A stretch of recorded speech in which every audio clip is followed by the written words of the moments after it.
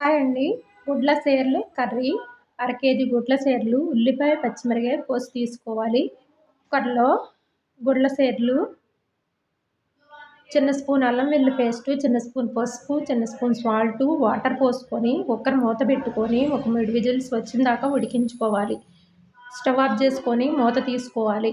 వేరే ప్యాన్ పెట్టుకొని నూనె వేసుకొని ఉల్లిపాయ, పచ్చిమిరపకాయ, కొత్తిమీర వేసుకొని వేగనివ్వాలి.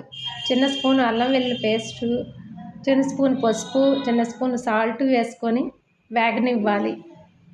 కొబ్బరి తురుమును కూడా వేసుకొని వేగనివ్వాలండి.